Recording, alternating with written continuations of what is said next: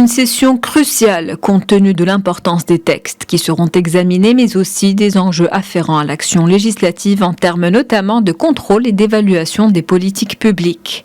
Une session qui intervient dans un contexte de flambée des prix, de haute vigilance sur les équilibres financiers et de reprise économique grâce à un effet de boost de l'investissement et de l'entrepreneuriat. Si la session précédente a été marquée par l'examen du projet de loi de finances, celle-ci traite de questions fondamentales ayant un intérêt stratégique comme les fondements de l'État social. Au menu de cette session parlementaire conditionnée par le poids des enjeux économiques et sociaux, 3 axes principaux seront abordés. 1. Le renforcement de la souveraineté sanitaire, énergétique et alimentaire nationale afin d'appuyer la sécurité stratégique du Royaume. 2. La poursuite des efforts visant à revitaliser l'économie et à booster l'investissement productif. Et 3. Le lancement de projets et de nouvelles réformes dans la poursuite de la mise en place du nouveau modèle de développement. En matière de contrôle et d'évaluation des politiques publiques, le rapport annuel de la Cour des comptes et celui de l'évaluation des politiques publiques seront examinés.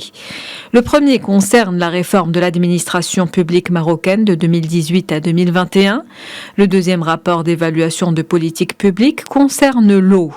Un troisième rapport d'évaluation qui porte sur les politiques publiques relatives à l'approvisionnement des marchés devrait être publié s'il est achevé.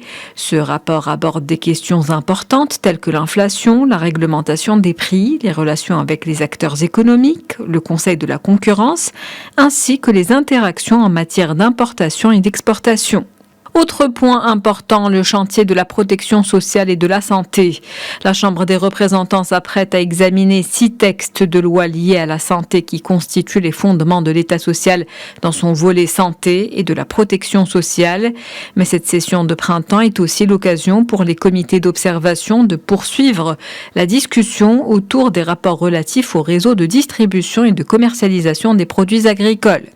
À la veille de l'ouverture de cette session parlementaire, le chef du gouvernement Aziz Akhnouch a annoncé pour lutter contre l'inflation l'adoption prochaine d'un décret exonérant de TVA les produits agricoles et agroalimentaires.